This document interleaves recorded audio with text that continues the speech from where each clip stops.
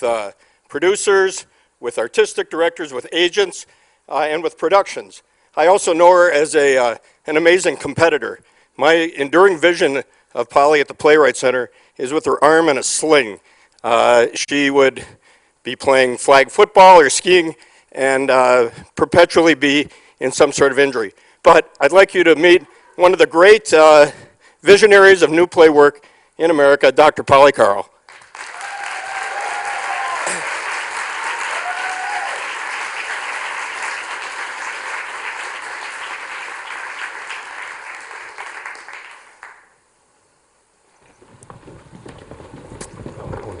Good evening, everybody. Thanks, Jack. That was so incredibly nice. So I just want to say, first of all, thank you so much to Arena Stage, to Molly Smith, to David Dower. This is completely amazing, and I feel back home in Minneapolis with the snow, so it's really a warm feeling for me. I want to just start by introducing our panelists, and then we'll dive into the questions. So, to my right is Rajiv Joseph, who is the NEA and Arena-supported playwright for Bengal Tiger at the Baghdad Zoo, which was done in 2009 at Center Theater Group's Kirk Douglas Theater. And following spring, it was done at the Mark Taper, and it's going to be done in the spring on Broadway with Robin Williams in the eponymous role. To his right is Aditi Kapil, and Aditi is an actress, a writer, a director of Bulgarian and Indian descent, raised in Sweden and residing in Minneapolis. Her play Love Person was produced to critical acclaim in Minneapolis, the Bay Area, Seattle, Indianapolis, Chicago, and received the 2009 Stavis Playwriting Award. And she's going to talk about her most recent play, Agnes, so I won't talk about that now. Aditi is a resident artist at Mixed Blood Theater and a core writer at the Playwright Center, someone who I've loved working with over the years. Next to her is Lloyd, who is the author of works including American Huang Gap, produced at, I got it right, American Huang Gap, produced at the Magic Theater, Mai Play Company, and the Cultural Center of the Philippines via the Lark Play Development Center and the Andrew W. Mellon Foundation's launching new plays into the repertoire program. Upcoming, Great Wall Story at Denver Center, Colorado New Play Summit, Jesus in India, the Magic Theater Virgin Play series recently appointed Director of On-Site Programs at the Lark. Lloyd. Claudia Rankine, to his right, is the author of 4 collections of poetry, including Don't Let Me Be Lonely and the plays Provenance of Beauty, South Bronx Travelogue, commissioned by the Foundry Theater, and Existing Conditions, co-authored with Casey Llewellyn. She has also produced a number of videos in collaboration with John Lucas, a recipient of fellowships from the Academy of American Poetry, the National Endowment for the Arts, and the Lannan Foundation. She is the Henry G. Lee Professor of English at Pomona College. And then Joanne Winter is the founding co-artistic director of Word for Word Performing Arts Company, an actor, director, and teacher, also has created and runs Word for Word's educational outreach program, Youth Arts. Some of her favorite acting roles are Bunny Leverett in Edith Wharton's Zingu, I didn't say that right, but close enough, and Cora in Tennessee Williams' Two on a Party.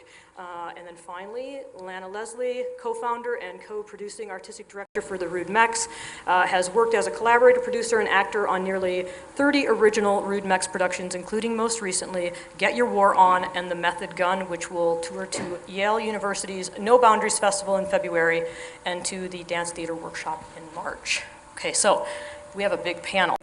I feel like, big in all ways, right? Really important work. And we are gonna, I'll talk a little bit about how I'm going to run the panel. I just want to say that I've had this opportunity in the last 6 months, this is my 2-second shameless plug, to work on this journal with the American Voices New Play Institute called HowlRound. And it launched on Monday. And as a result of that journal, I've had these extended dialogues with artists from around the country who have been writing articles for the journal. And it's been this amazing gift to be in this editorial process, talking about all of their anxieties, their processes, their incredible imaginations. And I was in the midst of launching the journal when I realized I had to throw this panel together and read about 5 projects I only knew really a little bit about, yours, Aditi, and I was so kind of irritated to be interrupted by my own process. And then I realized that, in fact, I had been invited to engage another fascinating dialogue, and you all sent me these amazing things about the work that you were doing, and I just feel like I have been inundated with the creativity of new play activity in this country, and artists working in all different ways, and so this is, I really just feel honored to be on the panel with you all. I've told the panelists that I'm a kind of a professional moderator. I never actually get asked to be on a panel. I just always get asked, I'm hoping that I'll actually get asked to be on one, but doesn't happen usually. So what I'm gonna do, and I've warned them about this, is I actually bring a timer with me. I'm kind of a sports nut, and I like those kind of timed sports things on ESPN. And the reason for that is that I really feel like when I push people to only speak for 2 minutes, they tend to say more. So I've asked them each to start, and I told them that I would cut them off rudely, so they know it's coming, that I'd ask them to each take 2 minutes just to really just go over their project. And then we want to kind of talk more in depth about each one. So I've got my timer, and if Rajiv, you want to start talking about just, kind of the basic details of the collaboration, who was involved, and kind of how it went down, that would be great. Sure. I think for me, the first thing is that the play started at the Lark Play Development Center, and that's where it was initially developed, and that favors a very bare bones aspect of it. And so going into the process in Los Angeles, I think I was still locked into that. I was still locked into this very kind of thinking about putting this play up in a kind of bare stage, and that's why it was remarkable to work with Moises. And Rob talked a little bit about how Moises kind of took control when they were trying to scale back our production, because it was very important for him that the production be kind of larger than life. And that kind of opened my eyes to it. And I think what happened with the support of the NEA and Orita stage was that it kind of allowed us to think in those terms, and allowed us to take this production that was at the Kirk Douglas, and at least it started with Moises, and it kind of bled over into me and to the cast, that we should think of this thing as large as we can, as large as the play wants to be. And that was really liberating for me as a playwright, because in the process, I rewrote so much. And especially the first time at the Kirk Douglas, I was going to rehearsal every day and then going back to my little apartment, Oakwood apartment, and rewriting till all hours of the night, like totally stressed out, but also totally invigorated by the process of working with these great actors and this great director and designers. And I think the idea of being in this situation where I was forced to think big and stop thinking small, and stop thinking about a bare bones and start thinking about a fully fleshed animal, really helped me on the road to kind of actualizing the play in conversation with Moises and the actors. And I think for a playwright, especially someone like me at that time, where I wasn't used to that kind of freedom, and not just economic freedom, but freedom to think big, was liberating. That was 2:01. That was excellent. Perfect. That was very impressive, and that's great. And then we're going to come back and talk about that in more detail, about kind of some of the specifics of that. So we'll come back to you. So, Aditi. See the time. Yeah, I know. Aditi, you have so many collaborators. I'm going to give you an extra 10 seconds. So, all right, it's great. Okay, well, my play is called Agnes Under the Big Top, A Tall Tale, and we were a consortium led by the Lark Play Development Center. Who hasn't had them? No, it's great. And the consortium consisted of Mixed Blood Theater, the Playwright Center, which at the time Polly was the artistic director of, and the Rodopi International Theater Laboratory and Interact Theater in Philadelphia.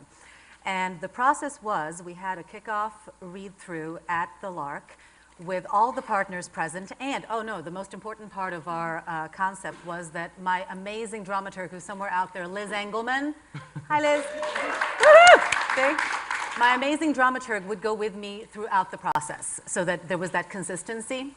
So we had a kickoff thing at the Lark where we read the play, then we had a workshop for a week at the Playwright Center, then we had an amazing, cool designer brainstorming thing at Interact with the reading of the play. Then I was in residence in Bulgaria, in Smolyan, Bulgaria, for a month, working on the Bulgarian characters and the clowning aspects of the play. And then I came back and we did kind of a closing thing at the Lark for a week, which is when our lovely director Eric Ting joined the crew.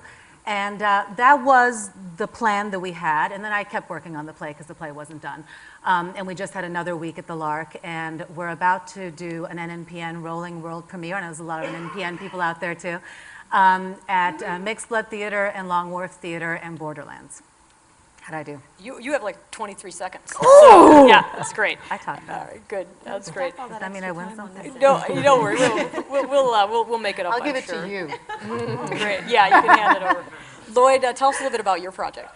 Yeah, the project is a play for young audiences.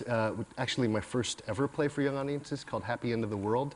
And it was commissioned by Children's Theater Company in partnership with Ma Yi Theater Company, Children's Theater Company in Minneapolis and Ma Yi Theater Company in New York.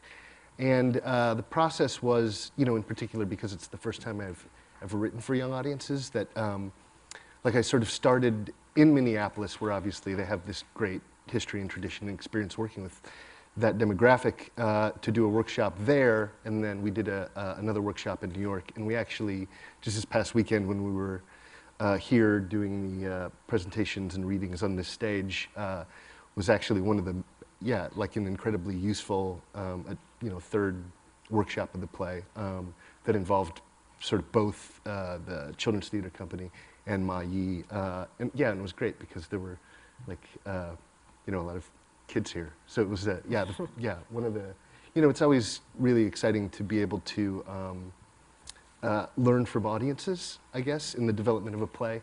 And I found really quickly that young audiences are, so expressive that you can't help but learn a lot about your play, like when you're being incredibly boring and when you're being, and when you're not. So it was a whole lot of fun just to go through that process. And I just want to backtrack for one second. Will you guys all talk about how big you're, like how many characters, how many actors, and just a little bit of, like maybe just a second, each of you to talk about the actual specifics of each play, just so people know what you were working with. So maybe we could come back and.